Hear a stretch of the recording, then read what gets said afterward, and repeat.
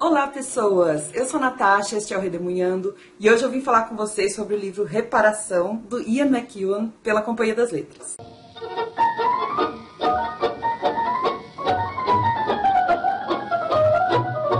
Reparação foi o livro do piquenique literário do mês de novembro e também um dos livros da minha lista de 10 livros para 2017. O autor é inglês e a história que ele conta também se passa na Inglaterra. A narrativa se inicia na mansão da família Tallis, que é uma grande propriedade com lago, com piscina, com fonte, tem estábulo, tem um monte de quartos nesse casarão que fica na Inglaterra, e a história começa em 1935. A menina Bryony, essa que está aqui na capa, tem 13 anos, é filha caçula da família Tallis e é extremamente imaginativa. Ela quer ser escritora, ela fica inventando histórias na cabeça dela. A sua irmã Cecília está na faculdade, mas está passando uns tempos em casa, como se fosse de férias. E essa irmã tem que lidar com uma estranheza que ela sente com relação ao Robbie Turner, esse cara aqui da capa também, que é o filho de uma das empregadas da família. Os dois cresceram juntos e agora os sentimentos que existem entre eles estão começando a aflorar, sentimentos amorosos ou sexuais ou tudo junto. Além desse trio de personagens que vão acabar se revelando meio que os protagonistas da história, nós temos o resto da família, que seria um irmão mais velho, chamado Leon, os pais desses 3 irmãos, que são bastante ausentes ambos, e durante essa primeira parte, que é narrada no livro, a família Tallis recebe 3 primos, que são os gêmeos Jackson e Pierrot, de 9 anos, e a Lola, de 15 anos. Esses primos chegam para ficarem hospedados por um tempo ali no casarão junto com eles, porque os pais deles estão se separando, enfim. Tudo isso muda a rotina dos Tallis. O enredo, que dá o nó narrativo, gira em torno de 2 episódios presenciados pela Bryony. Eu falo Bryony, tá? Eu acho que no filme falam Bryony, e tem gente que fala Bryony, mas pra mim na minha cabeça ficou Bryony. Então o enredo gira em torno dessas 2 cenas que a Bryony presencia, e que acaba gerando, por ações dela, acaba gerando consequências muito grandes e muito terríveis. Consequências extremas, que acabam mudando a vida de todo mundo e mudando o relacionamento que esses personagens têm entre si. Então, basicamente, essa é a primeira parte do livro. O livro está dividido em 3 partes, mais uma lá no finalzinho, uma espécie de epílogo, sendo que a narrativa acontece em terceira pessoa. Mas na primeira parte, nesse momento em que eles estão lá na mansão, cada capítulo coloca o holofote sobre um dos personagens. Então, apesar de ser em terceira pessoa a narração, você está vendo do ponto de vista ou da Bryony, ou da Cecília, ou do Robbie, ou da mãe da Cecília e da Bryony. E é muito interessante porque é uma narrativa cronologicamente linear, mas com grande frequência, na mudança de capítulos, o narrador retoma a cena que você acabou de ler, só que de um outro ponto de vista, de um outro personagem. Na minha opinião, isso trouxe um toque especial, assim, muito diferente do que eu costumo ler. Porque pra mim não pareceu uma simples alternância entre os personagens. Foi quase que uma coxa de retalhos em que uma cena interfere na outra, um ponto de vista interfere no outro, e que foi cuidadosamente costurado junto, como se fosse uma coxa de retalhos. Aí na segunda e na terceira partes, a narrativa já fica mais focada em um personagem só. Embora haja algumas mudanças de ponto de vista, de vez em quando, o foco é muito maior. E por isso a narrativa assume um tom um pouco mais tradicional na segunda e na terceira partes. O que não tornou a história e a escrita menos envolvente, na minha opinião. Foi o livro do piquenique literário, como eu falei, e bastante gente gostou mais da primeira parte do que da segunda e da terceira, e bastante gente também, ao contrário, não gostou da primeira parte, achou muito parada, e depois gostou da segunda e da terceira. A segunda e a terceira parte já tem como contexto a Segunda Guerra Mundial, então é para quem gosta mais dessa coisa da guerra. E eu gostei muito do corte que existe entre a primeira parte e a segunda. Para num momento de muito suspense e as coisas só vão se resolver meio que lá no finalzinho. Agora, mais diretamente, a minha opinião, eu achei as personagens desse livro extremamente bem construídas. Nós vamos conhecendo as personalidades deles aos poucos. A Bryony, como personagem, definitivamente é minha favorita. Eu acho ela uma personagem complexa, profunda. Por exemplo, ela tem uma grande obsessão pelo perfeccionismo, pela ordem, Ao mesmo tempo, ela quer ser o centro das atenções em vários momentos. Ela tem uma veia criativa imensa, principalmente quando ela é criança. E ela tem um certo encantamento e uma empolgação no início do livro. Para mim, passou a ideia de serem muito ingênuos. Aos poucos é que ela vai se tornando um pouco mais maliciosa. Mas bem no inicinho, ela é bastante ingênua.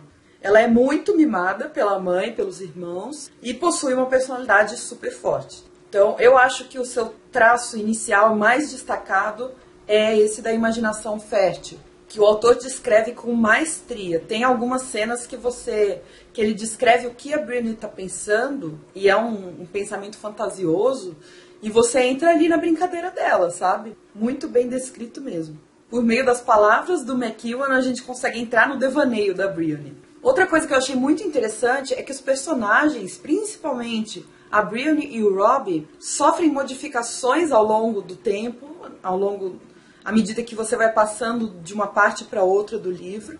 E a propriedade dos Tales, essa mansão, toda essa grande extensão de terra com um monte de luxo e tal, isso também vai se modificando. Ao mesmo tempo que os personagens se modificam, a casa também se modifica.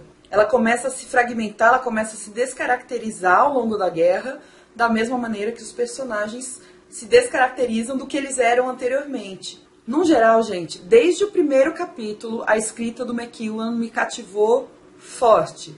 Na minha opinião, ele fez tudo na medida certa. Descrições, ele traz ao mesmo tempo uma simplicidade e uma complexidade. Aliás, ele é mestre em fazer cenas ou deixar no ar assim uma coisa meio ambígua. Algumas dessas coisas a gente só vai perceber no final o quanto foi ambíguo.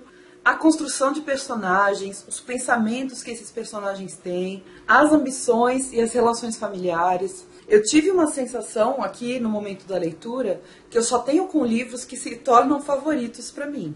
Este especificamente não se tornou favorito por um motivo, eu vou comentar daqui a pouco com vocês, que é o final. Mas pode deixar que eu aviso quando eu for falar do final, porque aí vai ter spoiler, mas eu aviso para quem não quiser assistir para parar de ver. Então a sensação que eu tenho quando eu leio livros que viram favoritos para mim, e que eu tive com esse livro também, é uma sensação de intensa satisfação. E com isso eu quero dizer que eu me sentia satisfeita com cada palavra, com cada frase, com cada parágrafo que estavam aqui escritos. O texto me deixou satisfeita, sabe? Eu li aquele parágrafo e ficava feliz por ter lido aquele parágrafo, por aquele parágrafo ter sido escrito. Eu senti isso quando eu li O Coração de Tinta, da Cornélia Funke. Eu senti isso quando eu li Só Garotos, da Patti Smith, que é um dos meus favoritos. E é claro que a escrita ser um ponto forte também é mérito do tradutor. O nome do tradutor do Reparação nessa edição da Companhia das Letras é Paulo Henriques Brito. Eu acho que a descrição de coisas que são aparentemente banais e pequenas dá um toque muito especial ao texto, torna o texto mais vívido. E nesse livro, principalmente na primeira parte, eu senti que não me importava o que ia acontecer.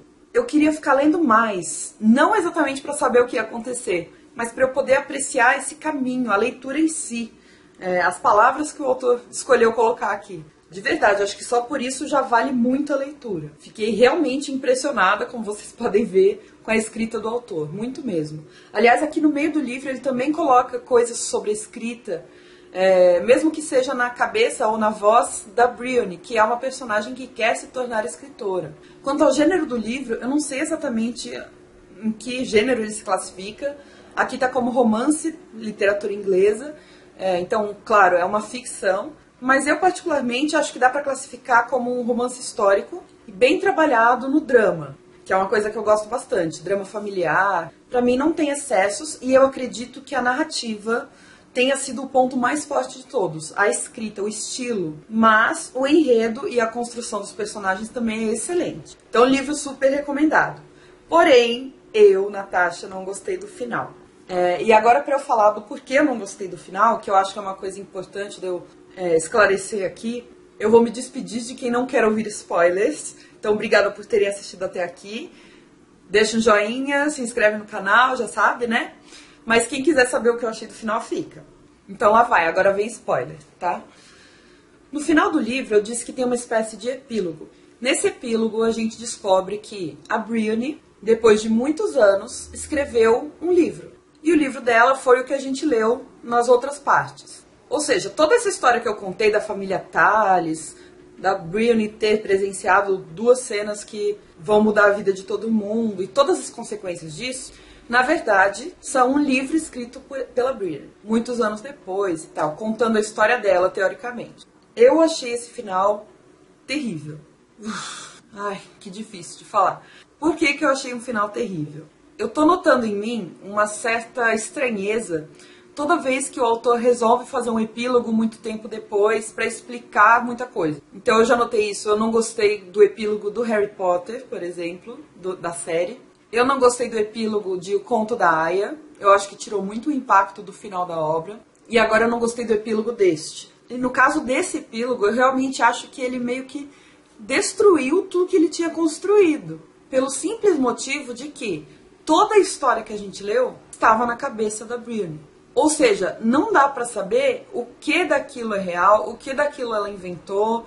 Então o narrador onisciente que eu falei pra vocês no vídeo, na verdade não é um narrador onisciente, na verdade é um narrador extremamente comprometido com a história, que é a Brienne, e portanto invalida tudo. Eu lembro que quando eu tive aula de redação no ensino médio, a professora, uma das primeiras coisas que ela falou, se você for escrever uma redação de vestibular, narrativa, e você colocar, escreve uma história lá, e no final coloca que a pessoa acordou, tipo, foi tudo um sonho, não pode fazer isso, isso zera, é o pior final que tem, porque é meio que uma espécie de fuga pra você não resolver o negócio. E foi exatamente isso que eu senti com o final que o McEwan escolheu.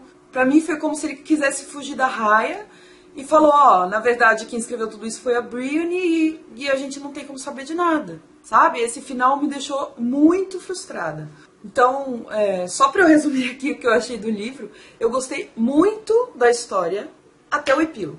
Eu acho que, na minha opinião, o McEwan escorregou feio aí nesse final, pelo menos na minha visão de leitora. Não fiquei satisfeita com o final. Embora os outros méritos do livro continuam. Eu não me arrependo de ter lido o livro de maneira alguma. Eu amei essa leitura. Como eu falei pra vocês, eu não queria terminar, eu nem me importava muito com o que acontecesse, mas eu acho que o final acabou afetando tudo o que aconteceu antes. Então o enredo que ele tinha construído bem é como se ele tivesse destruído, tá bom? Mas é isso, como eu falei, eu amei a escrita, amei a construção de personagens, gostei do enredo, até esse final, que pra mim foi uma bomba. Agora, depois dessa polêmica, deixa um comentário pra eu saber o que você achou desse livro. Preciso saber se vocês gostaram do final também ou não. Lá no Piquenique Literário ficou dividida essa questão, mas eu acho que eu fui a mais mal impressionada pelo final. Queria saber se alguém ficou com a mesma sensação que eu. Tá bom, gente? Deixa um joinha pra mim, obrigada por terem assistido e a gente se vê no próximo vídeo. Tchau!